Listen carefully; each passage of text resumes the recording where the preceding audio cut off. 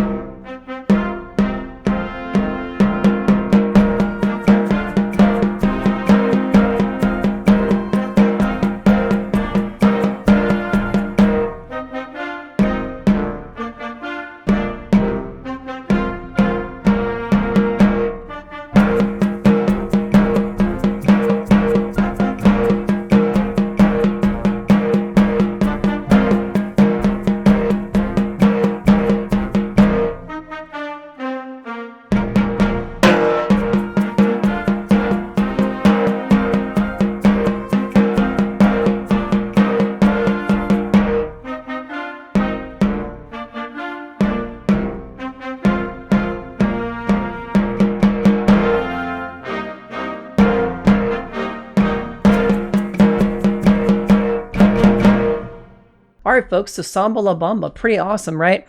My wife's students just got done doing this. She's a band director too, and they had a great time with it. If you're working on this in your own band program, I'm sure you're having a great time. Let me know in the comments if you're doing this song for your next concert, and let me know like how it's going. Maybe if you have any concert recordings, share them with me. I'd love to listen to them and tell you how great you sound. So the very first thing we start off with is the snares are off. That snares off function means that when you're playing your drum, you want to have the lever flicked. That's this one right here. So this is the lever on, and that's the lever off. If you're having issues with your particular drum and it's not doing that, make sure you talk to a teacher or a band director and they can go through how to make sure your snares are set up to be all the way off. The next thing we experience is in measure 2. Nothing really terrible here, nothing terribly hard. But measure 3 is where we start getting into the main crux of why this could be hard for a percussionist, especially reading right off the bat. You have accents written on 1, the and of 2, and 3, and then beat 2, and then beat 3. Those accents are very important to playing the samba feel, the clave rhythm. We hear that all the time in Latin music, and we want to be able to convey that really well. For me, as a percussionist, if I was going to study this and make sure it was perfect, I'd first make sure I had my sticking correct. So this is just alternating sticking right, left, right, left, right, left, right, left, right, left for both measures. That means your accents are going to fall in certain hands. Right, left, right, left, right, left, right, left, right, left, right, left, right.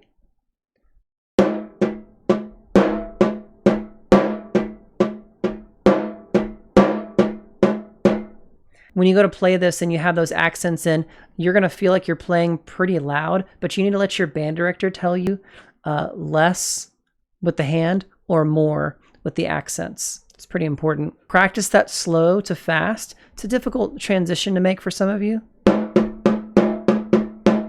Slow down.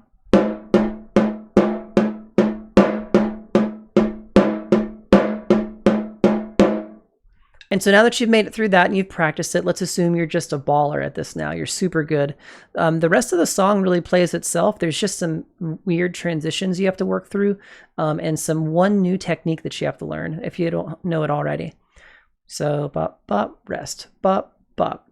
More clave rhythm, bop, bop. And then we've got a rim shot. All right, so if you haven't experienced a rim shot before, the rim shot is going to be played a couple different ways. Those of you who are in kind of a beginner band class, like most of you will be, you're probably not going to be shown the true way to play the rim shot.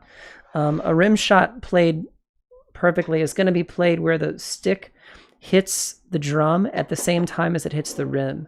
And it's going to be played right across it so that the stick actually bends over the side of the rim, like, because sticks bend. You probably didn't realize that, but these sticks do bend a little bit. And so you play right there at the same time and it pops. It makes this really loud pop sound. And if you miss, you get a rim sound. And if you make it, you get kind of a clap sound. Now, the other way that most beginning teachers might teach this is by doing an actual like cross sticking. When you're listening to the recording, it actually sounds a lot like that. It doesn't sound much like a rim shot to me. You can actually just force it down and get that rim shot. So the X means rim shot. So when you play that note, you've got to immediately get into the clave rhythm right off the bat. So you have to go hit, hit, rest, clap, go. So if I were going to practice, I would practice playing the 2, 3, and then the rim shot, and then right into beat 1 with that accent. So let's just practice playing measure 26 into measure 27 a couple times. So I'm going to go rest, and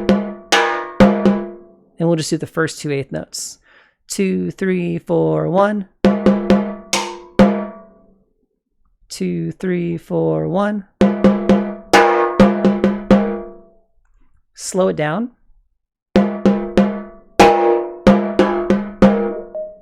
3, 4, 1. If you do that, you're going to have a lot more success in the end by speeding that up. So assuming you've got that transition correct and nothing's really tough about this, then you're going to keep moving forward.